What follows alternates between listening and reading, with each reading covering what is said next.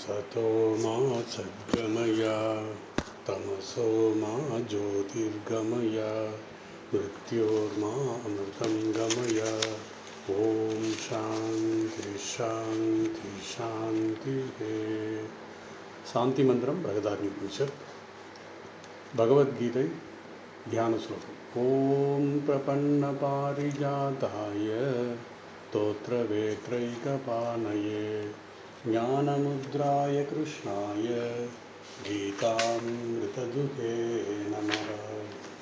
सर्वोपनिषतो गावो दोक्ता गोपालनन्दनः पार्थो वत्स सुधीर्भोक्ता दोक्तं गीतामृतं महत्।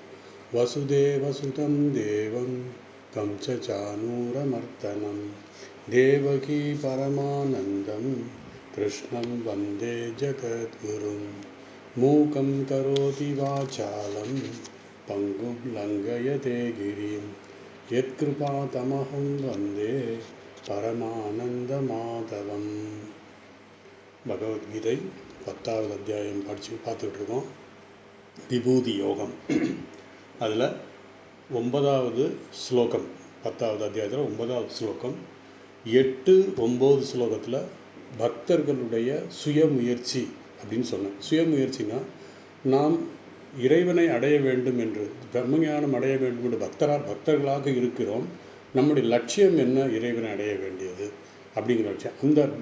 அந்த லட்சியத்துக்காக சுயமுயற்சி எடுத்துக்கிட்டு இருக்காங்க அப்படின்னு சொல்லி. ஏன்னா அடுத்து 10, 11 பகவான் என்ன சொல்ல போகிறாருன்னா, பகவானுடைய அனுக்கிரகம், நம்முடைய சுயமுயற்சி இருந்தால்தான் பகவானுடைய அனுக்கிரகம் கிடைக்கும். ரெண்டுமே சமமாக இருக்கணும். நம்ம முயற்சி பண்ணணும். அதனால தான் இந்த 8, 9வது ஸ்லோகத்தில் பகவான் இதெல்லாம் சொல்லிகிட்டு இருக்காரு. ஏன்னா பகவான் ராமகிருஷ்ணர் சொல்வார், பக்தன் ஒரு ஸ்டெப் எடுத்து வச்சா பகவான் 10 ஸ்டெப்பு எடுத்து வச்சா நம்மளுக்கு. ஆக நம்முடைய சுயமுயற்சி இல்லைன்னா அவர் ஒன்றும் பண்ண முடியாது. ஸோ நம்ம கை உயர்த்தினால்தான் பகவான் நம்ம கையை பிடிச்சி மேலே தூக்க முடியும். கை உயர்த்தாமல் நான் அப்படியே வச்சுருந்தோம்னா அவரால் ஒன்றும் பண்ண முடியாது. அதனால தான் அந்த 9வது அத்தியாயத்தில் 9வது ஸ்லோகத்தில் ஒரு பக்தன் எப்படி இருப்பான் அப்படிங்கிறத சொன்னார். 8லையும் சொன்னார். 8ல் என்ன சொன்னார்? அகம் சர்வஸ்ய பிரபவோ மத்த சர்வ ஏவம் பிரவர்த்ததே இதி மத்வா பஜந்தே மாம் பூத பாவ சமன்விதா அப்படின்னு சொல்லி, நான் என்னுடைய பகவானுடைய இது எப்படி பகவான்கிட்டருந்து எல்லாம் வந்தது, பகவான்கிட்டருந்து எல்லாம் பிரவர்த்தி ஆகிருக்கு அப்படின்னு சொல்லிட்டு இந்த விஷயத்தை தெரிந்த பக்தன் அவர் என்னை பஜந்தை நாடுவான், என்னை வழிபடுவான் அப்படின்னு சொல்லிட்டு அதுக்கப்புறம் பூதா அப்படின்னு ஒரு விளக்கம் கொடுத்தாரு. பூதா என்ன அப்படின்னு சொல்லி நான் பார்த்தோம். அதே மாதிரி 9வது ஸ்லோகத்தில் அந்த பக்தன் எப்படி இருப்பான், அவருடைய மனநிலை எப்படி இருக்கும்னா, மச்சித்தக மத்கத பிராண போதயந்தஸ்ய பரஸ்பரம் கதயந்த க்ஷமாம் நித்தியம் துஷ்யந்திச்ச ரமந்திச்ச அப்படின்னு சொன்னார். அதில் நம்ம இது பண்ணோம். மத்த பிராணக, அதாவது மச்சித்த மத்கத பிராண போதயந்தஸ்ய பரஸ்பரம் அப்படின்னு சொல்லி மத்கத பிராண அப்படிங்கிறத பார்த்தோம். மத்கத பிராணத்துக்கு 2 பொருள் சொன்னேன். ஒன்று பிராணன் தன்னுடைய வாழ்க்கையை ஜீவிதமே பகவானுக்காக அப்படின்னு சொல்லி நினைக்கிறது.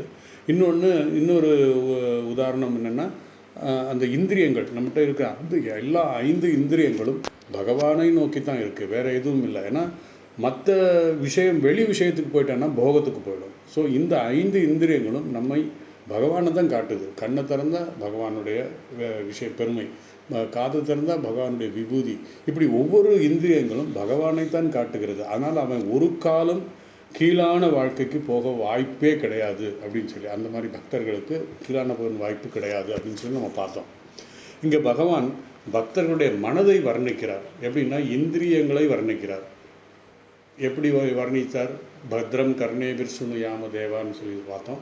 நாம் எதை கேட்டாலும் நல்லதையே என் காதில் வரட்டும், அதாவது சொல்கிறவன் என்ன வேணாலும் சொல்லட்டும், ஆனால் என் காதுக்கு நல்லதாகவே வரட்டும் அப்படின்னு சொன்னார். இப்படி அவன் கீழ்மைப்படுத்துவதற்கு அவருடைய இந்திரியங்கள் ஒரு காலம் பயன்படாது. அவன் மேலே செல்வதற்கு தான் அந்த இந்திரியங்கள் தயாராகிட்டு இருக்கு அப்படின்னு சொல்லி, இறைவனை நோக்கி செல்வதற்காகத்தான் சொல்லி, அதனால் இந்த பக்தர்களுடைய இந்திரியங்களை வர்ணித்திருக்கார். அடுத்து போதயந்தஸ்ய பரஸ்பரம், 2 பக்தர்கள், அதாவது இவர்கள் ஒருவருக்கொருவர் பக்தர்கள் பேசி கொள்ளும்போது எப்படி பேசுவாங்கன்னா, போதயந்தஸ்யன்னா ஷேரிங்னு அர்த்தம். எனக்கு என்ன அனுபவம் வந்ததோ அது மற்றவங்ககிட்ட சொல்கிறது, ஷேரிங். பரஸ்பரம்னா ஒருவருக்கொருவர். ஸோ போதயந்த என்றால் ஷேரிங். இதை பற்றி, அதாவது அதை பற்றி எதை பற்றியும் இல்லாமல் பகவானை பற்றிய விஷயத்தை மட்டும் பேசுவார்கள். பரஸ்பரம் போதயந்தஸ்ய பரஸ்பரம் சொல்லி. ஸோ பரஸ்பரம் என்றால் நமக்கு தெரியும் ஒருவருக்கொருவர்னு சொல்லி. இந்த பக்தர்கள் ஒருவருக்கொருவர் சேர்ந்தால் எப்படின்னா, அவர்கள் பகவானை பற்றி தான் தெரிந்தவர்கள், பகவானுடைய தத்துவங்களை பற்றித்தான் பேசுவார், அதைத்தான் ஷேர் பண்ணுவாங்க. நம்ம ஏற்கனவே பார்த்துருக்கோம், பகவான் ராமகிருஷ்ணர் அமுதமொழிகளில் சொல்லும்போது மனித வாழ்க்கையினுடைய லட்சியம் சொல்லும்போது இறைவனை அடைவதுன்னு சொல்லி ஃபஸ்ட்டு சத் சங்கம் அப்படின்னு போனேன். அந்த 5 கட்டளையில் முதல் கட்டளை லட்சியம். அந்த லட்சியத்தை எப்படி அடைவதுங்கிறது அடுத்து நான் வர்ற 4 கட்டளை, ஆக 5, 4 + 1 5. ஸோ அதில் சத் சங்கம் அப்படின்னு சொல்லும்போது பக்தர்கள் அந்த சத்சங்கம் பண்ணும்போது ஏன் சத்சங்கம்னா, ஒருவருக்கொருவர் இறைவனை பற்றிய, இறைவனை தத்துவத்தை பற்றிய, நம்முடைய லட்சியத்தை பற்றி தான் பேசுவாங்க, தவிர வேறு எதுவுமே பேச மாட்டாங்க. அதுதான் சத்சங்கத்தினுடைய இது. ஏன்னா சத்சங்கத்தில் வேறு என்னென்னமோ பேசுகிறது சத்சங்கம் ஆகாது. அதனால் இந்த சத்சங்கத்தின் மூலமாக அவன் ஒருவருக்கொருவர் பரிமாற்றிக்கொள்வது, அவர்களுடைய அனுபவங்கள், அவர்களுக்கு கிடைத்த காட்சிகள், இதெல்லாம் பரஸ்பரம் இது பண்ணுவாங்க. இதை எப்படின்னா, ஒரு சமயப்பிரிவர் சொல்கிறார், அவரவர்களுக்கு கிடைத்த அனுபவங்களை பகிர்ந்து கொண்டு இருப்புதல். அதாவது இந்த போதயந்தஸ்ய பரஸ்பரம் அப்படின்னு சொன்னது, போதயந்தஸ்ய ஷேரிங் அப்படின்னு சொன்னேன்.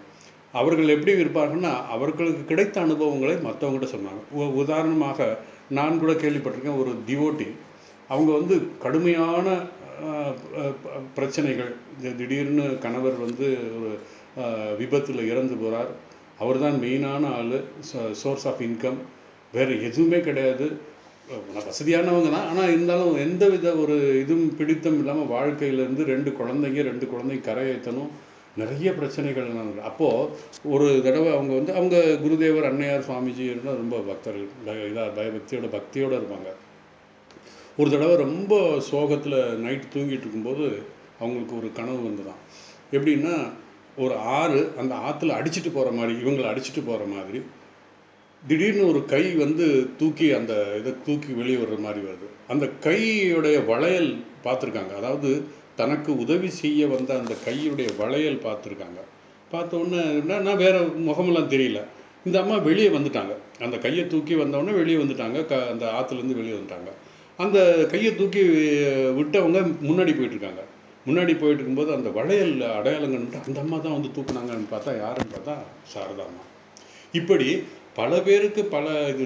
அந்த என்ன சொல்கிறாங்கன்னா, அந்த துயரத்துலேருந்து அவங்க மீண்டு அடுத்த நாள் காலையில் ரொம்ப ஃப்ரெஷ்ஷாக அந்த காட்சி கிடைச்சதுக்கப்புறம் இருந்தாங்க. இந்த மாதிரி ஒருவருக்கு வருகின்ற துயரத்தையும் காட்சியையும் அந்த பரஸ்பரம் அனுபவத்தை அவங்க மற்றவங்ககிட்ட சொல்லும் பொழுது என்ன ஆகும் அப்படின்னா, அதை கேட்குறவங்களுக்கு என்ன ஒரு பகவான் மேலே ஒரு நம்பிக்கை அதிகரிக்கும். அந்த துயரத்தின் பொழுது பகவான் எனக்கு கை கொடுத்து உயர்த்தினார் என்று சொல்லும்போது அதை கேட்பவர்களுக்கு உற்சாகம் வரும். ஆக நமக்கும் பகவான் நிச்சயமாக உதவி செய்வார், ஏன்னா நம்மளுக்கு இருக்கிறார், அவர் நிச்சயமாக உதவி செய்வார். இப்படி அவரவர்கள் கிடைத்த பக்தி அனுபவத்தை பகிர்ந்து கொள்வது தான் போதயந்தஸ்ய பரஸ்பரம். இப்படி பக்தர்களுக்கு நடக்கும் விஷயம், இதெல்லாம் பக்தர்களுக்கு நடக்கும் விஷயம். ஆனால் 2 பக்தர்கள் சந்தித்தால் ஈஸ்வரனை பற்றி மட்டும்தான் பேசுவார்கள், பேச வேண்டும். பக்தர்கள் தான் அதாவது பக்தர்களாக இருக்க வேண்டும் என்றால் அவர்கள் ஈஸ்வரனை பற்றித்தான் தவிர அதை தவிர வேறு எதுவும் பேசக்கூடாது. போதயந்தனா அறிவை கூறுகிறது. போதயந்தசா இங்கே இந்த இடத்துல அறிவு ஸ்கூல் சொல்கிறது. இங்கு பக்தர்கள் அவர்களுடைய மனதில் பகவானை பற்றிய அறிவுதான் பகிர்ந்து கொள்கிறார்கள், வேறு எதுவுமே கிடையாது. அவர்களுக்கு கிடைத்த பல உலகியல் அறிவு இருக்குது, ஆனால் அதெல்லாம் சொல்லலை, பகவானுடைய அறிவு தான். அப்படி 2 பக்தர்கள் அறிவை எக்ஸ்சேஞ்ச் செய்து கொள்வார்கள், பகிர்ந்து கொள்வார்கள். அதுக்கப்புறம் 2வது வரியில் சென்றால் கதயந்தஸ்ய மாம் நித்தியம். மாம் நித்தியம், என்னை பற்றி. மாம் என்றால் என்னை, பகவானை பற்றிய. நித்தம்னால் எப்பொழுதும் அப்படின்னா சதாசர்வகாரம். ஏன்னா அவங்க எப்போவுமே மச்சித்தக அப்படின்னா மச்சித்தானா இந்த மனசு பூராமே பகவானை பற்றி சிந்திச்சுக்கிட்டு இருக்கு. அப்படி இருக்கும்போது அவர்கள் என்ன பேசுவாங்க? கதையந்தஸ்யன்னா பேசுதல். என்ன பேசுவாங்க? இறைவனை பற்றி தான் பேசுவாங்க. எதை பற்றி என்றால் என்னை பற்றி தான் பேசுவார்கள் அப்படின்னு சொல்கிறார். என்னை பற்றிய பெருமைகளை பேசி கொண்டிருப்பார்கள். அதனால்தான் பகவான் பேச வேண்டும் என்றால், அதாவது பகவான் பேசாமல் இருக்க வேண்டாம்னு சொல்லலை, பேசலாம். எதை பற்றி பேசணும்? பகவானை பற்றி மட்டும்தான் பேச வேண்டும், வேறு எதுவும் பேசக்கூடாது. இல்லை என்ன பேசாமல் அமைதியாக இருக்கணும். ஏன்னா மச்சித்தக மத்கத பிராணன்னு சொல்லும்போது என்னென்னா, ஒரு இது இருக்கும், இங்கிலீஷில் ஒரு பழமொழி இருக்கும், object of speech content of மைண்டுன்னு சொல்லுவாங்க. அதாவது இது என்ன சொல்லுதுன்னா, content of your mind is object of speech. நம் மனதில் என்ன இருக்கிறதோ அதுதான் நம்முடைய வாயில் வரும். நமக்கு எல்லாமே தெரியும் நமக்கு, ஆனால் என்ன தான் மறைச்சாலும் நமக்கு அது மனசில் இருக்கிறது வாயில் வந்துடும். இங்கு பகவான் சொல்கிறார், மச்சித்தரா, அந்த பக்தர்கள் மனதில் நான் நிறைந்திருக்கிறேன். அப்பொழுது அவர்கள் பேசிக்கொள்வது எதை பற்றி? கதையந்தஸ்யன்னா எதை பற்றி பேசுவார்கள்? பகவானுடைய பெருமைகளை, பகவானை பற்றி மட்டும்தான் பேசுவார்கள். இப்படி இருந்தால்தான் பலர் நாம் அருகில் அதாவது இந்த மாதிரி பகவானை பற்றி பேசியிருந்தால் நம்ம பக்கத்தில் யாரும் வரமாட்டாங்க. காரணம், எப்பொழுதும் பகவானை பற்றி பேசினால் வந்தவன் அந்த வாருங்கள் என்று ஒரு காஃபி கொடுத்தாலும் பேசும்போது என்ன, நம்ம பகவானை பற்றி பேசுனா இனிமேல் அந்த பக்கமே வரக்கூடாதுரா அப்படின்னு நினைப்பான். யார்? அபக்தன். ஆனால் உண்மையான பக்தன் இது வரவேற்பான். அவன் கூடவே இருந்து எல்லாத்தையும் பேசுவான். ஏன்னா அவன் தான் உண்மையான பக்தன். ஏன்னா ஒரு பக்தன் இன்னொருத்தன், அப்படி குருதேவர் ரொம்ப அழகாக ஒரு உதாரணம் சொல்லுவார். கஞ்சா குடிக்கிறவனை தான் தேடுவான் அப்படின்ற மாதிரி இந்த பக்தன் பக்தனை தான் தேடுவான். அப்படி அந்த பக்தர்கள் உண்மையான பக்தர்கள். ஏன்னா ஒருவருக்கொருவர் விட்டு கொடுக்காமல் அவர் இறைவனை பற்றியே சிந்திச்சு கொண்டு இருப்பார். காரணம், அவர் மச்சித்தா அப்படின்னு சொல்லி. நான் சும்மா ஒருவர் நம்ம வீட்டுக்கு வரக்கூடாது அப்படின்னு நினச்சா, வரக்கூடாதுன்னு நம்ம நினச்சா நீ வர வேணாம்னு நேரடியாக சொல்ல வேண்டியதில்லை. என்ன, பகவானை பற்றி பேசினால் அவர்களே வரமாட்டாங்க. பகவானை பற்றி பேசலாம் வாங்க அப்படின்னு சொல்லி அவங்கள கூப்பிட்டுங்க, யாரும் வரமாட்டாங்க. உண்மையான பக்தனாக இருந்தால் மட்டும்தான் அவன் வருவான். அதனால் கதையந்தஸ்னா என்னை பற்றி, பகவானை பற்றியே பேசுவார்கள் அவர்கள் 2 பக்தர்கள். காரணம், அவர்களுடைய மனதில் முழுவதும் பகவான் தான் இருக்கிறார். அதனால்தான் அவர்களுடைய பேச்சும் பகவானை பற்றி தான் இருக்கும். அதனால் பக்தர்களிடையே பக்தி உண்டாகும். அவர்களுடைய பேச்சு அவர்களுடைய மனதில் ஆழ்ந்து தங்கும். பிறகு அவருடைய ஆழ் மனதில் பகவானை வர்ணிக்கிறார். எப்படி வர்ணிக்கிறார்னா, அந்த அவர்களுடைய மச்சித்த மத்கத பிராண போதயந்தஸ்ய இப்படிலாம் பண்ணும்போது என்ன ஆகும்? ஒரு சம்ஸ்காரம் கிரியேட் பண்ணிடுமா. என்ன அந்த சம்ஸ்காரத்துலனால என்ன ஆகும்? துஷ்யந்தின்னா மகிழ்ச்சியுடன் இருப்பார்கள். காரணம், பகவான் ஆனந்த ஸ்வரூபம். அந்த பகவானுடைய லட்சியம், பகவானுடைய சொரூபமே ஆனந்தமாக இருக்கும் பொழுது, அவரை பற்றி நினைத்து கொண்டிருக்கும் போது, அவரை பற்றி பேசும் பொழுது நமக்கு சந்தோஷம்தான் இருக்கும். சந்தோஷம் அப்படிங்கிறது அது நமக்கு உற்சாகப்படுத்தும். எனக்கு துக்கத்தை கொடுத்தால் அது என்னை பலப்படுத்தும். ஒரு பழமொழி சொல்லுவாங்க, எனக்கு பகவானை பற்றிய விஷயங்கள் சந்தோஷத்தை கொடுக்கிறது. அதே நேரத்தில் எனக்கு துக்கத்தை கொடுத்தால் எனக்கு அதனால் பலம் கிடைக்கிறது.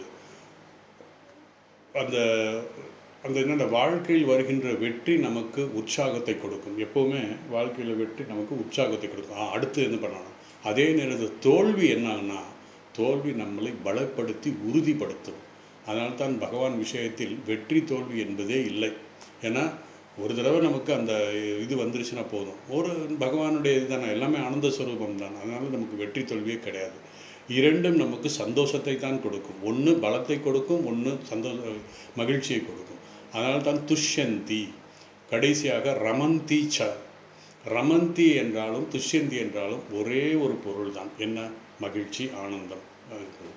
ஸோ இங்கு துஷ்யந்தி அப்படின்னா எப்படி, இந்த துஷ்யந்திக்கு ரமந்திக்கும் எப்படி வித்தியாசம் கண்டுபிடிக்கிறதுனா, துஷ்யந்தி அப்படின்னா நம்ம என்ன நினச்சிக்கிட்டு இருந்தோம்?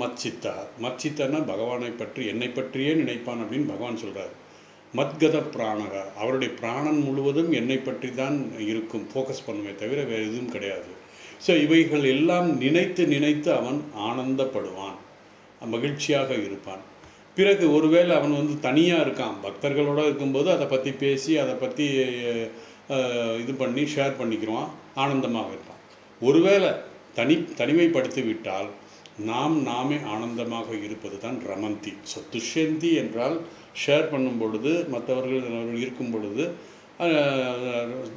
துஷ்யந்தி. தனிமைப்படுத்தி தான் மட்டும் இருக்கும்போது ஆத்மன்யேவா ஆத்மனா துஷ்ட சித பிரஜ்ஞ தத்தோ உச்சதேன்னு சொல்லி 2வது அத்தியாயத்தில் பார்த்தோம். எஸ்து ஆத்மரதிரேவசியா ஆத்ம திருப்தசிய மாணவா அப்படின்னு சொல்லுவோம். இதெல்லாம் வந்து தனிமைப்படுத்ததுக்கப்புறம் தன்னைத்தானே நினைத்து ஆனந்தப்படுவது, அதுதான் ரமந்தி. ஸோ நம்முடைய அறிவை பகிர்ந்து கொள்ள யாரும் இல்லை என்றால், அதாவது தனிமைப்படுத்திய நேரத்தில் நாமே மகிழ்ச்சியாக இருப்பது தான் ரமந்தி. தன்னிடத்தில் என்றும் பகவான் இருக்கிறார் என்று மகிழ்ச்சியாக இருப்பது, மற்றவர்களிடத்திலும் அவர்கள் மகிழ்ச்சியாக இருப்பார்கள். காரணம், எல்லாரிடத்திலும் பகவான் இருக்கிறார்.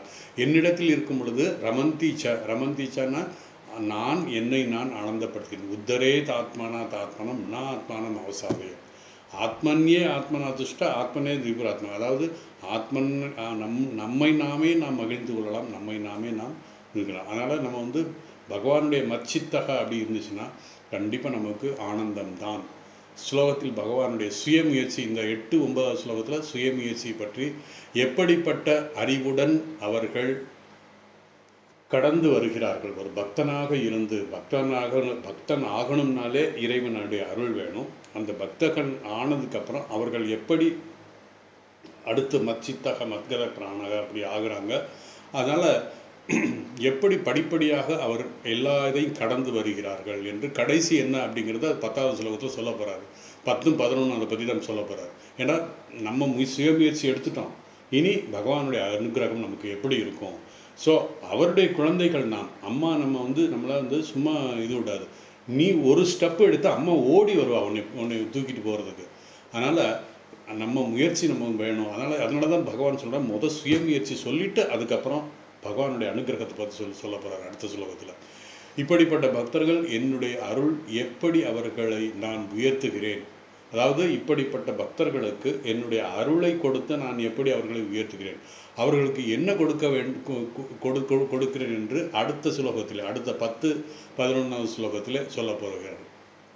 அதனால் இந்த 10, 11 ஸ்லோகம் வந்து அனுகிரகம், பகவானுடைய அனுகிரகம் அப்படின்னு சொல்லி. இந்த 9வது ஸ்லோகத்தினுடைய சாரம் என்ன அப்படின்னு பார்த்தீங்கன்னா, பகவான் ராமகிருஷ்ணர் அழகாக ஒரு உதாரணம் சொல்கிறார். ஒரு பக்தன் இன்னொரு பக்தனை எப்படி இது பண்ணுவான், எப்படி ஒரு கஞ்சா குடிக்கிறோம் இன்னொரு கஞ்சா குடிக்கிறவனை பற்றி தேடுவான் அப்படிங்கிற மாதிரி, ஒரு சிகரெட் குடிக்கிறோம் இன்னொரு சிகரெட் குடிக்கிறோம், அந்த மாதிரி பகவான் ராமகிருஷ்ணன் அழகாக அவர் சின்ன சின்ன உதாரணங்களை ரொம்ப அவரே இந்த கஞ்சா குடிக்கிறத பற்றி அவர் தான் சொன்னது.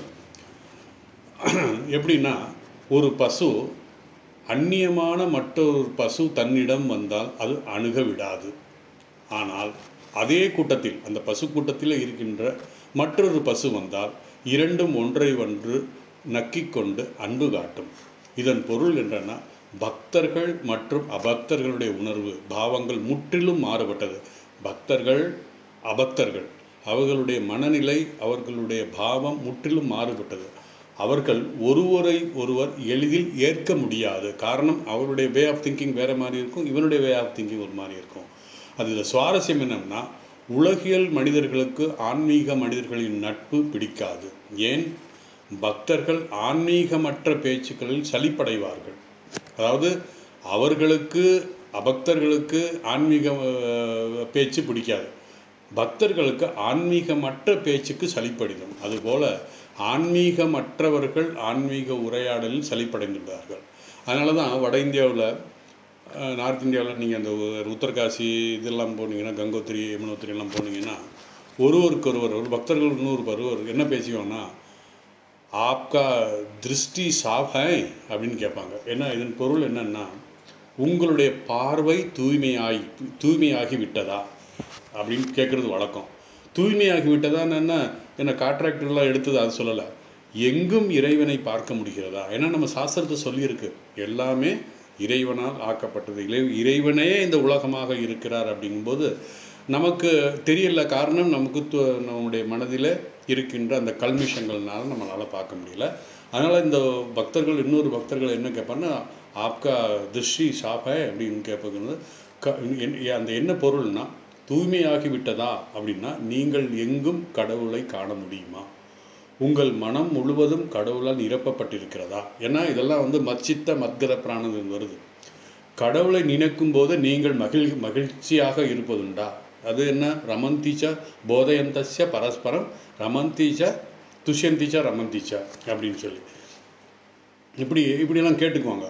ஆனால் ஒரு பக்தன் தனது பக்தி மார்க்கத்திலிருந்து வலுவினால், அதாவது கீழே போகின்ற மாதிரி தெரிஞ்சால் மற்ற பக்தர்கள் அனைவரும் ஒன்று கூடி அவருக்கு துணையாக நின்று மீண்டும் நிலைநிறுத்த உதவுவார்கள். அதனால் கதையந்தஸ்ய மாம் நித்தியம், அவர்கள் எப்போதும் என்னை பற்றியே பேசுவார்கள். ஏன்? என்னை பற்றி பேசுவதில் அவர்களுக்கு அளவற்ற ஆனந்தம். ஏன்? ஆனந்த சுரூபமான பகவான். அதான் துஷ்யந்திச்ச ரமந்திச்ச. அவர்கள் என்னை நினைத்து என்னை பற்றியே பேசி திருப்தி அடைவார்கள், ஆனந்தம் அடைகிறார்கள் அப்படிங்கிறார். அப்போ பகவான் சொல்கிறாரு, என் பக்தர்கள் பிராண சக்தியை என்னிடத்தில் நிலைநிறுத்துகிறார்கள். என்ன? மத் கத பிராணகா, மத் கத பிராணம். மத்துன்னா என்னிடத்தில், கதன்னா போகிறது, பிராணன் என்னிடத்தில் அவர்கள் நிறுத்துகிறார்கள். எப்போது என்னையே நினைக்கிறார்கள். பகவான் ராமகிருஷ்ணன் அமுதமொழிகளில் ஒரு விளக்கத்தை கொடுக்குறார்.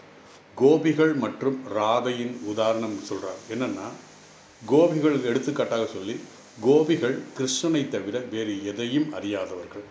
ஒரு நாள் கோபிகளும் ராதாவும் சேர்ந்திருந்தார்கள். அப்பொழுது கிருஷ்ணனும் ஒரு கோபியும் காணவில்லை, அங்கே இல்லை, காணாமல் போனார்கள். விசாரித்த பொழுது கிருஷ்ணன் அந்த கோபி வீட்டுக்கு சென்றிருக்கிறார் என்று தெரிய வந்தது. அதை கேட்ட ராதை சற்று மனவேதனை அடைந்தார். மற்ற கோபிகள் எல்லாம் பேசிக்கிட்டாங்க, ராதா பொறாமைப்படுறா என்று நினைத்தார்கள். ஒருவர் நேரடியாக ராதையிடமே கேட்டார், என்ன? நீ கிருஷ்ணனை நேசித்தால் அவன் சந்தோஷமாக இருப்பதையே விரும்ப வேண்டும் அப்படின்னு சொல்கிறார். அவர் மற்றொரு கோபியுடனுடைய இருந்தால் நீ ஏன் கவலைப்படுகிறாய் என்று கேட்டிருக்காரு. அதற்கு ராதை சொன்னால் நல்ல ஒரு பதில் சொல்கிறார். நான் கவலைப்படுவது என் கிருஷ்ணன் அந்த கோபியிடம் சென்றதற்காக அல்ல, அந்த கோபிக்கு என் கிருஷ்ணனை எப்படி மகிழ்விப்பது, வெண்ணை கொடுக்கிறதா, சீடை கொடுக்கிறதா, என்ன கொடுக்கிறது, எதை கொடுத்தால் கிருஷ்ணன் மகிழ்வான் என்பது அவளுக்கு தெரியாது என்பதற்காகத்தான் நான் கவலைப்படுகிறேன். அதாவது அந்த கிருஷ்ணருக்கு என்ன கொடுத்து எதை நம்ம கொடுக்கணும் அப்படிங்கிறதையும் எப்படி அவரை மகிழ்விக்குங்கிறது அந்த கோபிக்கு தெரியாது, அது எனக்கு தான் தெரியும். அதனால தான் நான் கவலைப்படுறேன் அப்படின்னு சொல்கிறார். அவன் எனக்கு அந்த சந்தோஷம் முக்கியம், அதாவது கிருஷ்ணனுடைய சந்தோஷம்தான் எனக்கு முக்கியம். அந்த கோபிக்கு என் கிருஷ்ணனை எப்படி மகிழ்விக்க வேண்டும் என்பது தெரியாது என்பதற்காகத்தான் நான் கவலைப்படுகிறேன். மற்றொரு சமயத்தில் கோபிகள் கூறினார், ராதா நீ ரொம்ப அகங்காரமாக இருக்கிறாய், கிருஷ்ணன் உன்னை அதிகமாக நேசிக்கிறான் என்று நீ நினைக்கிறாய் என்றார். அதற்கு ராதை பணிவுடன் சொன்னால், அந்த அகங்காரம் என்னுடையது அல்ல, நான் கிருஷ்ணனுடையவள், கிருஷ்ணன் என்னுடையவர், எனக்கு தனி அகங்காரமோ நான் என்பது எனக்கு இல்லை. அந்த அகங்காரமும் பெருமையும் எல்லாம் கிருஷ்ணனுக்காகத்தான், கிருஷ்ணனுடையது, எனக்கு எல்லாமே கிருஷ்ணனே, கிருஷ்ணமயம் ஜெகத் அப்படின்னு சொல்லி சொன்ன மாதிரி ஒரு அமுதமொழிகளில் வருது. இன்னொரு விஷயம் மகாபாரதத்தில் வருது. அதாவது அடுத்த ஸ்லோகத்தில் சொல்ல போகிற அதை பற்றி என்னென்னா, அந்த பக்தன் அவனுடைய வெளி விஷயத்தை எல்லாம் விட்டுருவான் அப்படிங்கிற மாதிரி வரும். இந்த உலகிலும் சரி சொர்க்கத்திலும் சரி உள்ள அனைத்து சந்தோஷத்தையும் சேர்த்தாலும் ஆசை மறையும் போது, அதாவது நம்மிடத்தில் இருக்கின்ற ஆசை மறையும் போது கிடைக்கும் ஆனந்தம் 1/16 பங்கிற்கு சமமாகாது, 1/16 பங்குக்கும் சமமாகாது. ஏன்னா அந்த அளவுக்கு இந்த இது இருக்குது, அந்த ஆசை மறையும் போது. அதனால தான் இதில் இது சொன்னது சிதப்பிரக்க லட்சணம் சொல்லும்போது 2வது அத்தியாயம் சொல்லுவாங்க. என்னது? சிதப்பிரக்யஸ்ய கா பாஷா சமாதிச கேசவா அப்படிங்கிறது, பிரஜஹாதி யதா காமான் சர்வான் பார்த்த மனோகதான் ஆத்மன்யேவ ஆத்மனா துஷ்ட சிதப்பிரக்யஸ்ததோஜ. அதாவது பிரஜஹாதி யதா காமான், நம்முடைய மனதிலே பொங்கி எழுகின்ற அந்த காம ஆசைகளை பிரஜஹாதி தொலைத்தால், நீக்கினால், எப்படிப்பட்ட ஒரு ஆனந்தம் கிடைக்கும் அப்படின்னா அதை தான் இங்கே சொல்கிறாரு. இந்த உலகில் உள்ள எல்லா ஆனந்தத்தையும், ஏன் சொர்க்கத்தில் உள்ள எல்லா ஆனந்தத்தையும் சேர்த்தாலும் இந்த நம்முடன் இருக்கின்ற ஆசைகளை மறையும் பொழுது ஆத்மனா திருஷ்ட சிதப்பிரஜை சதவச்சத்தை சொல்லும்போது பிரஜஹாதி யதா காமா, நம்மளிலே தோன்ற மனதிலே பொங்கி எழுகின்ற ஆசைகளை மறையும் போது நமக்கு கிடைக்கின்ற ஆனந்தம் எப்படி இருக்கும் அப்படின்னா அதை கம்பேர் பண்ணவே முடியாது. பொதுவாக வைராக்கியம் துறவு மிக கடினமானது என்று நினைக்கிறார்கள்.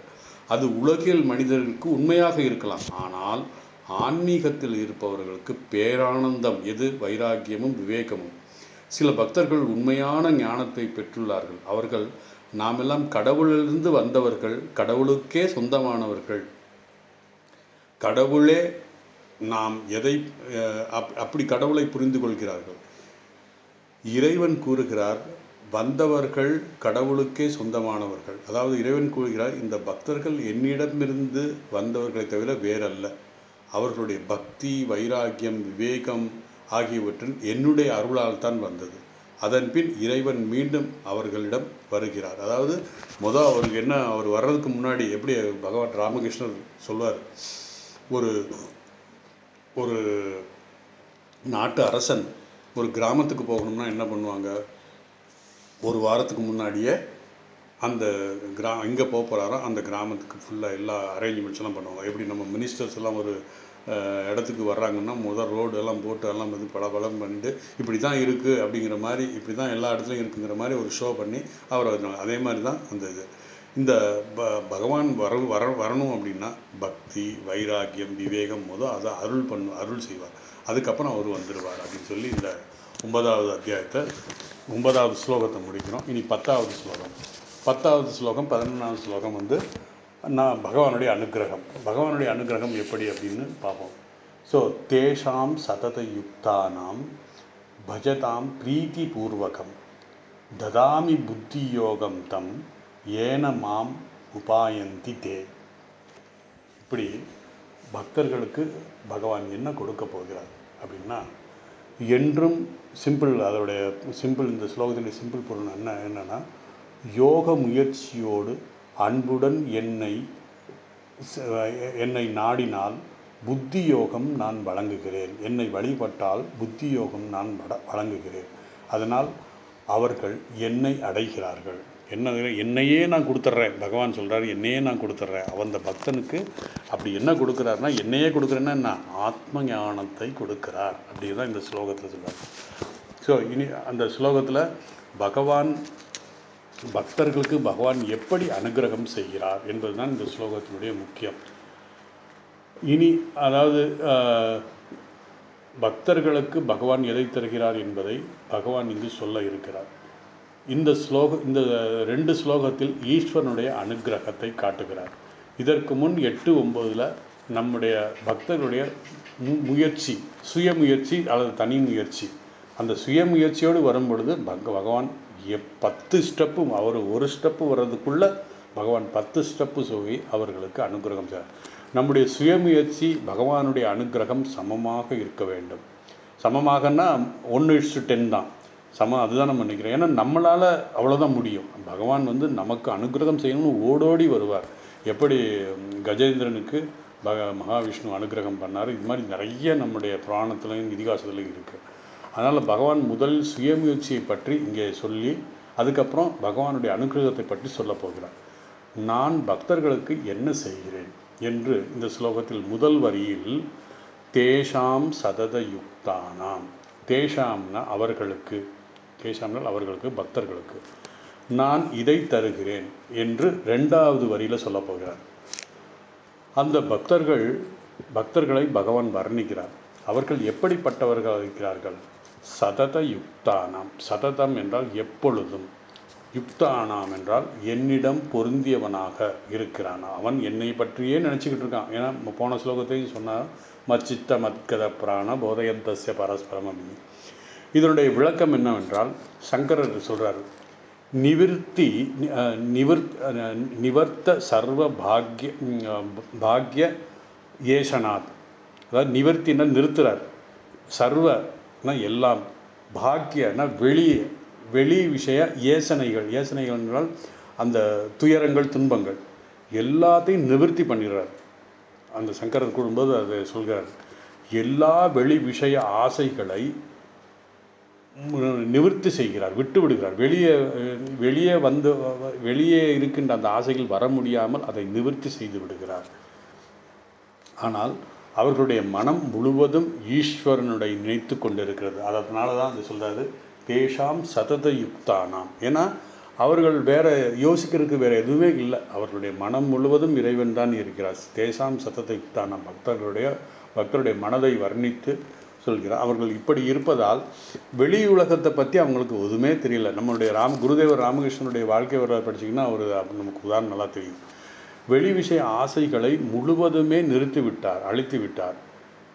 அதனால் அவர்களுடைய மனம் ஈஸ்வரனை மட்டுமே நினைத்து கொண்டிருக்கிறது. சதத யுக்தானாம், நன்கு என்னை, அதாவது எப்பொழுதும் என்னிடம், பகவானிடம் தன்னுடைய மனதை பொருத்தி வைத்திருக்கிறார், ஈஸ்வரனிடம் பொருத்தி வைத்திருக்கிறார். அப்படி பொருத்தி இருக்க என்றால் அவர்களுடைய மனம் வெளி விஷயங்களிலிருந்து விலகி இருக்க வேண்டும், விலகப்பட்டிருக்க வேண்டும். அதனால்தான் பகவானிடம் அவர்கள் மனம் பொருந்தியுள்ளது. அடுத்து வருகின்றது பஜதாம் பிரீத்தி பூர்வகம். பஜதாம்னால் வழிபடுவது, நாடுவது. இந்த யுக்தக பஜதாம்ங்கிற அடிக்கடி பகவத்கீதையில் ஸ்லோகங்களில் வரும். அதனால் யுக்தகண்டால் பொருத்தப்பட்டது, என்னுடன் பொருத்தப்படுகிறது. பஜதாம்னால் வழிபடுதல், நாடுதல் என்று. நாம் செய்யும் ஒவ்வொரு செயலும் ஒரு சுயநலம் நமக்கு இருக்கும். நம்ம பொதுவாக ஒரு செயல் செய்யணும்னா இதுலேருந்து எனக்கு என்ன கிடைக்கும் அப்படிங்கிறத பற்றி சுயநலமாக நம்ம யோசிப்போம். ஏதோ ஒரு எதிர்பார்ப்புடன் தான் நாம் எல்லோருமே செய்வோம். ஏதோ ஒரு எதிர்பார்ப்பு தான். ஒரு பக்கத்து வீட்டுக்கார ஒருத்தர் இருக்கான்னா அவனுடைய நல்லா இணங்கி பேசணும் அப்படின்னா நம்மகிட்ட ஏதோ எதிர்பார்ப்பு இருப்போம், அவனும் நம்மகிட்ட ஏதாவது எதிர்பார்ப்பான். அப்படி இந்த பக்தர்கள் என்னுடன் பக்தி செய்வதற்கு என்ன எதிர்பார்க்கிறார்கள் என்றால் ஒன்றுமே எதிர்பார்க்கல. அந்த பக்தியிலிருந்து அவங்களுக்கு ஒரு ஆனந்தம் கிடைக்கிறது, பிரீதி பூர்வகம். அதான் சொல்கிறார்.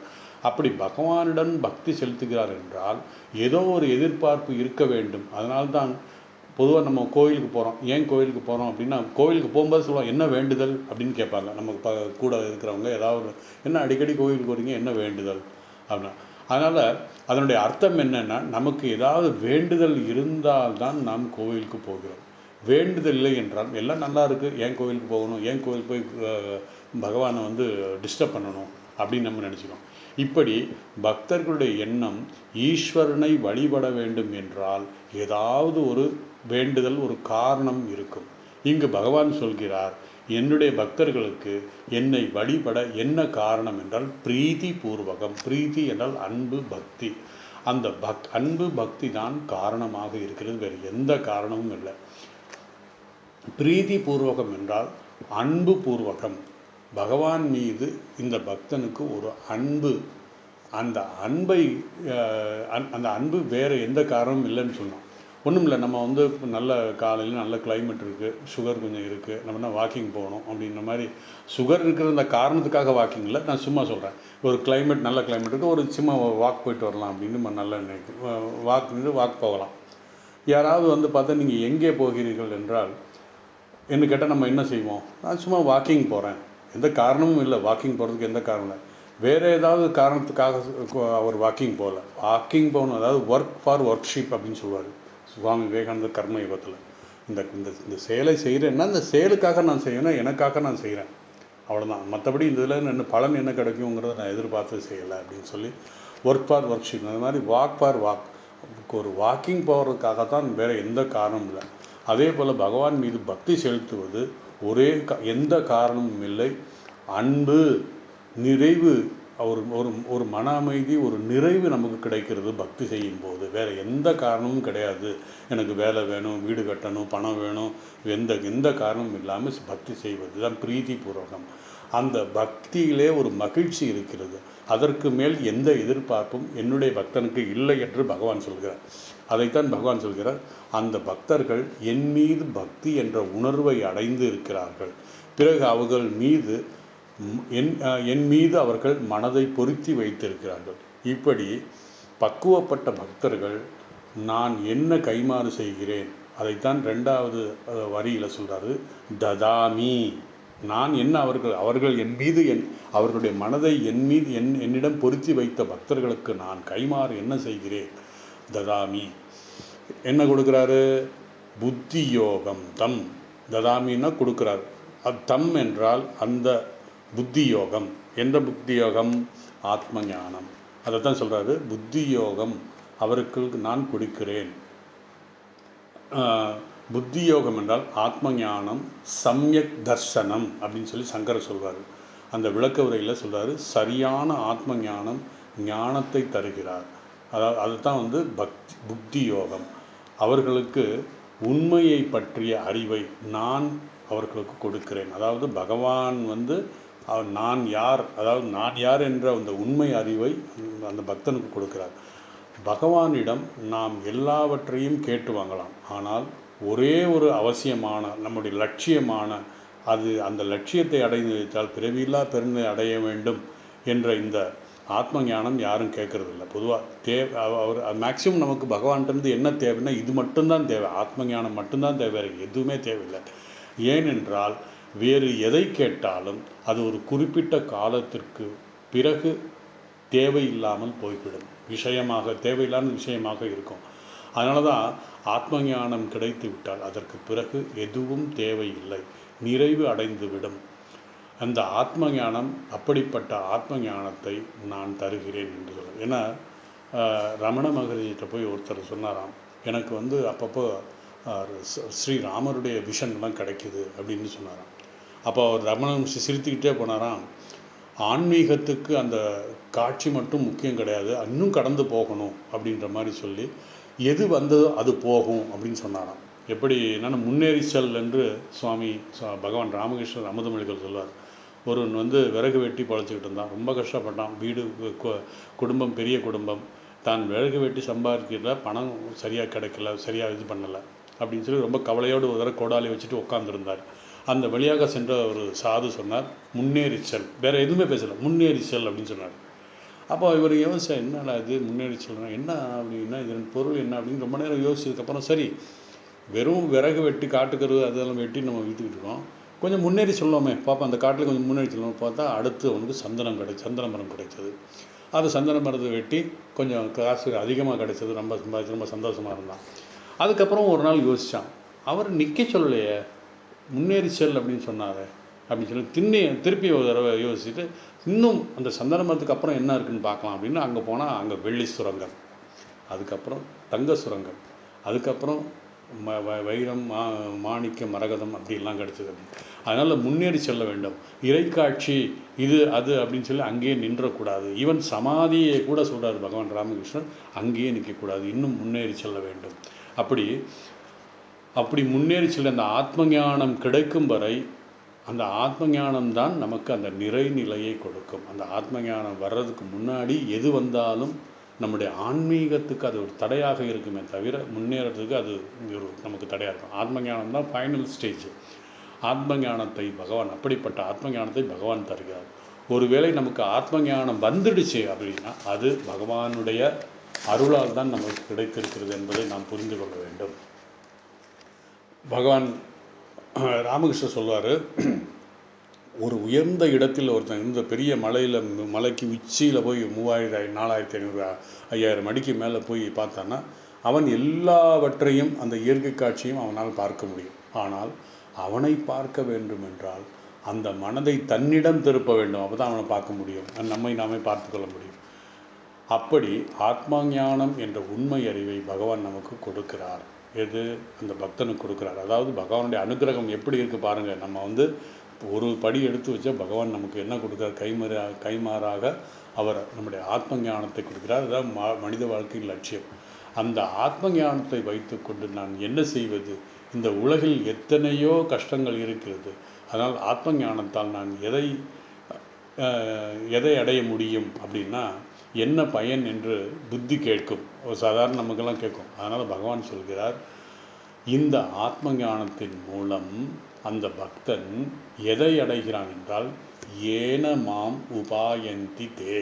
ஏனமாம் உபாயந்தி தே. தே என்றால் அந்த பக்தர்கள். ஏன்னா இந்த ஆத்ம ஞானத்தால், அந்த எந்த ஆத்ம ஞானம், அது புத்தி யோகேன அப்படின்னு சொல்ல, புத்தி யோகத்தினால், புத்தி யோகனா வந்தது இல்லையா, அந்த ஆத்ம ஞானத்தினால் மாம் என்னை உபயாந்தின்னு அடைகிறான். பகவான் சொல்கிறார், இந்த ஆத்ம ஞானம், அந்த ஆத்ம ஞானத்தால் பக்தன் என்னையே அடைகிறான். அப்புறம் அவனுக்கு என்ன, வேறு என்ன இருக்குது, வேறு என்ன தேவை உலகத்தில்? கஷ்டமாவது எதுவுமே கிடையாது. என்னை அடைகிறான், என்னை அடைகிறான் என்றதுக்கு என்ன பொருள்னால், பகவான் தன்னையே பக்தனுக்கு கொடுக்கிறான். பக்தனுக்கு கொடுக்கிறான்னா தான் யார் என்று அறிய செய்கிறார். இங்கு மாம் என்றால் ஆத்மாவிலிருந்து வேறுபடாத அந்த பிரம்ம தத்துவத்தை சொல்கிறார். அந்த பிரம்ம தத்துவமே நீ அப்படிங்கிற மாதிரி இங்கு மாம் என்றால் ஆத்மாவிலிருந்து வேறுபடாத அந்த பிரம்ம தத்துவம், ஒரு பொருளை, அதாவது ஆத்ம தத்துவம் அல்லது ஆத்ம தத்துவம் என்ற ஒரு பொருள். இந்த ஸ்லோகத்தில் பகவான் என்ன சொல்கிறார் என்றால், இவ்விதம் பக்தி செலுத்துகின்ற என்னுடைய பக்தர்கள் ஆரம்பத்திலிருந்து படிப்படியாக முன்னேறி கடைசியிலே பகவானுடைய அனுக்கிரகத்தினால் அவர்கள் என்னை உபாயந்தி அடைகிறார்கள். ஆத்ம ஞானத்தை அவர் ததாமி அவர் கொடுக்கிறார். அந்த ஆத்ம ஞானத்தின் மூலம் என்னையே அடைகிறார்கள். இந்த கருத்தை தான் அடுத்து வேறு விதமாக 11வது ஸ்லோகத்தில் சொல்கிறார். அதாவது பகவானுடைய அனுக்கிரகத்தை தான் இந்த மாதிரி விதவிதமாக சொல்கிறார். ஸோ 11வது ஸ்லோகம் கொஞ்சம் விலாவரியாக பார்க்க வேண்டியிருக்கு. அந்த 11வது ஸ்லோகத்தை பார்ப்பதற்கு முன்னாடி 10வது ஸ்லோகத்தில் இன்னொரு சின்ன உதாரணம் என்னென்னா, இந்த பாகவத புராணத்தில் ஒரு உதாரணம், ஒரு இது வருது. என்னென்னா, ஒரு ஆனந்த நிகழ்வு விவரிக்கப்படுகிறது. எப்படின்னா, இந்த ராசலீலையை பற்றி சொல்கிறாரு. சந்திர பூர்ணிமா பௌர்ணமி அன்று கோபிகள் எல்லாம் யமுனா நதி யமுனை கரையிலே தன்னுடைய பிரியமான கிருஷ்ணனை சந்திக்க அங்கே சேருகிறார்கள். அப்பொழுது கிருஷ்ணன் தனது தெய்வீக புல்லாங்குழலை வாசிக்கிறார். அந்த புல்லாங்குழ இசையின் மயக்கும் அந்த இசையை கேட்டவுடன் கோபிகள் எல்லாவற்றையும் விட்டுவிட்டு அவரை சந்திக்க ஓடோடி வருகிறார்கள். யமுனை நதிக்கரையில். சில துரதிருஷ்டவசமாக யமுனை கரையில் அடைய முடியவில்லை சிலருக்கு. கிருஷ்ணரை பார்த்தவுடன் அவர்கள் அளவற்ற ஆனந்தத்தில் மூழ்கினார்கள். அதே நேரத்தில் அவர்களுக்கு சிறிதளவு அகங்காரமும் தோன்றியது. அந்த அகங்காரம் எழுந்தவுடன் கிருஷ்ணன் அவருடைய கண்களிலிருந்து மறைந்து விட்டான். அகங்காரம்னா நான் கிருஷ்ணனை பார்க்கிறேன் என்ற அகங்காரம் அவர்கள் வந்துவிட்டது. ஏன்னா அவருடைய அருளால் தான் இதெல்லாம் பார்க்குறாங்க அவங்க. ஆனால் அவர்களுக்கு வந்த அகங்காரம் நான் அவரை பார்க்கிறேன் அப்படின்னு. அவர்கள் அப்படி கண்களிலும் மறைந்தார். அவர்கள் இருந்தபோது அவர்களை சுட்டி காட்ட முடியவில்லை. அதாவது அந்த கிருஷ்ணன் அங்கே இருக்கிறது டக்குன்னு மறைஞ்சிட்டார். காரணம் இல்லை. தங்களுடைய தவறுகளை உணர்ந்த அந்த கோபிகள் விரைவில் அந்த அகங்காரத்தை விட்டு மன ஏக்கத்துடன் இதயத்தில் ஆழ்ந்து கிருஷ்ணனை பற்றி புகழ்ந்து பாடத் தொடங்கினார்கள். அதைத்தான் கோபிகா கீதம். அதாவது கிருஷ்ணன் கண்ணில் பட்டான், திடீர்னு காணலையே அப்படின்ற அந்த சின்ன ஒரு அகங்காரம் அவர்களிடம் இருந்தனால் கிருஷ்ணன் மறைந்து விட்டார். அதற்காக கிருஷ்ணனுக்காக அவர்கள் பாட ஆரம்பிச்சார்கள். ஆழ்ந்த இதில் பாடும்போது அதுதான் கோபிகா கீதம் அப்படின்ட்டு அழைக்கப்படுகிறது. 19 ஸ்லோகம், மிக அற்புதமான ஸ்லோகம். உங்களுக்கு நேரம் கிடைச்சா அதை படிங்க. பாகவத புராணத்தில் வருது. இதை மிக அழகாக விளக்கிறார். அதாவது ஒவ்வொரு கோபியையும் மனம் மாறி, அதாவது அகங்காரம் மாறி தங்கள் முழு கவனத்தையும் கிருஷ்ணன் மீது செலுத்துகிறார்கள். அவர்கள் கிருஷ்ணனிடம் ஒன்றிணைந்து விட்டார்கள், கிருஷ்ணமயமாகி விட்டார்கள். சிலர் புல்லாங்குழலை வாசிப்பது போல நடிக்கிறார்கள், சிலர் ராசலீலை நடனமாடுவது போல் நடக்கிறார்கள், சிலர் வெண்ணெயை திருடுவது போல் நடக்கிறார்கள், மற்றவர்கள் இந்த பூதானா என்ற அரக்கியை அழிப்பது போல நடிக்கிறார்கள். அவர்களுக்கு எல்லாமே கிருஷ்ணமயமாக தோன்றிவிட்டது. என்றால் பகவான் தானே எல்லாமாக இருக்கிறார், எல்லாம் பகவான் தானே இந்த உலகமே, கிருஷ்ணமயம் ஜெகத்து அப்படின்னு சொல்லி. ஸோ இந்த 10வது ஸ்லோகத்தினுடைய சாரம் என்னன்னா, இறைவன் கூறுகிறார், என் அருளால் மட்டுமே ஒருவன் என் பக்தராகிறான். அவரிடம் எல்லா தடைகளையும் நான் நீக்கி அவரை ஆன்மீக முன்னேற்றத்துக்கு வழிநடத்துகிறேன். இறுதியில் அவர்கள் உயர்ந்த ஆன்மீக நிலையை அடையும் போது நான் அவர்களுக்கு பரமமான அந்த ஞானத்தை அருள்கிறேன். அப்பொழுது அவர்கள் உணர்வார்கள், நானே ஆத்மா, நானே பிரம்மம். அந்த ஆத்ம ஞானத்தை தான் கொடுக்கிறார். அந்த ஆத்ம ஞானத்தை கொடுத்த பொழுது அதனுடைய பலனாக என்னையே அவர்கள் அடைகிறார்கள். இதே இல்லாமல், அடுத்த பிறவியே இல்லாமல் அந்த என்னையே அடைகிறார்கள் என்று 10வது ஸ்லோகத்தில் சொல்லி முடிச்சுட்டு இனி 16வது ஸ்லோகம் அடுத்த வகுப்பில் பார்ப்போம். ஓம் வசுதேவ சுதம் தேவம் கம்சசானூரமர்த்தனம் தேவகி பரமானந்தம் கிருஷ்ணம் வந்தே ஜகத்குரும்.